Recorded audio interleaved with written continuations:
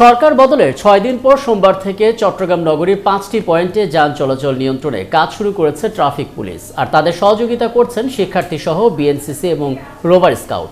একদিন শিক্ষার্থীদের কাজের প্রশংসা করেছেন নগরবাসী। এরই মধ্যে কাজে যোগ দেওয়ার পর স্বাগত জানানো হয়েছে পুলিশ সদস্যদেরও। বাবুনপালের ক্যামেরায় আরও জানাচ্ছেন রাজীব বড়ুয়া। চট্টগ্রাম পুলিশের ট্রাফিক ইন্সপেক্টর অপূর্ব পাল দীর্ঘ ৭ দিন পর ফিরেছেন নিজ কর্মস্থলে। তবে কাজে ফেরায় আনন্দ হলেও আন্দোলনের সময় সহকর্মীদের হারানোর কষ্ট ভুলতে পারছেন না। এটা দুঃখজনক, এটা তো আসলে ফিরে পাবো না। এটা এই জায়গায় আমিও থাকতে পারতাম নিজেকে, তারপরে এটা আসলে কিছু করার নাই। এটা আমরা দেশের জন্য কাজ করি, সরকারের জন্য কাজ করি, এটা আমাদের মেনে নিতে হবে।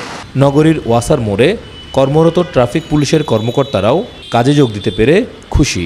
বলছেন শিক্ষার্থীদের সাথে সড়কে যান চলাচলে শৃঙ্খলা রক্ষায় একসাথে কাজ করবেন তারা। সংস্কার শুরু হয়েছে, সব ক্ষেত্রেই সংস্কার করা উচিত। সমন্বয়ের সাথে সমন্বয় করে আমরা কাজ করতে ইনশাআল্লাহ আগামীকাল থেকে প্রত্যেকটা গুরুত্বপূর্ণ পয়েন্টে ট্রাফিক ডিউটি মোতায়েন হবে। এতদিন পুলিশের অনুপস্থিতিতে সড়কে যান চলাচল নিয়ন্ত্রণে কাজ করেছেন শিক্ষার্থীরা। তারা জানান এই কাজে অভিজ্ঞতা না থাকলেও সর্বোচ্চ চেষ্টা করে গেছেন। আমরা ট্রেনিং ছাড়া আসলে এই ধরনের কাজ সম্ভবই না। যারা ট্রাফিক পুলিশ ভাইরা আছে তাদেরকে উচিত আস্তে আস্তে দায়িত্ব নিয়ে এই ট্রাফিক ব্যবস্থাকে সুন্দর মতো করে সাজানো। দুর্নীতিবাজের আড্ডা প্রবেশ করেছে এত বছর স্বৈরাচার সরকারের মধ্যে, ওই জিনিসটা আমরা পরিবর্তন চাই। আমরা বিএনসিসি, ক্যাডেট বা স্কাউট, রেড কিচেন সবাই মিলে স্টুডেন্ট সহ আমরা সবাই সর্বোচ্চ চেষ্টা দিয়ে ট্রাফিকটাকে সুন্দরভাবে আমরা পালন করছি দায়িত্বটা। ট্রাফিক নিয়ন্ত্রণে শিক্ষার্থীদের কাজের প্রশংসা করছেন স্থানীয়রা। পাশাপাশি ট্রাফিক পুলিশের কাজে যোগ দেওয়াকেও স্বাগত জানিয়েছেন। পুলিশ না থাকলে তো দেশ চলবে না।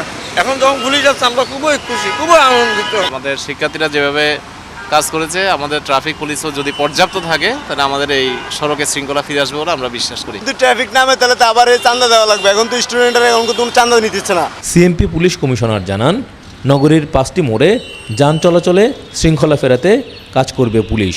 মঙ্গলবার থেকে পুরো নগর জুড়ে যান চলাচল নিয়ন্ত্রণ করা হবে। পুলিশ এবং যারা এই বৈষম্য ছাত্র আন্দোলন যারা করেছিল তারা একসঙ্গে আমরা কাজ করব, একই সঙ্গে কাজ করব এবং এই সিএমপি এলাকাকে আমরা নিরাপদ করব ইনশাল্লাহ।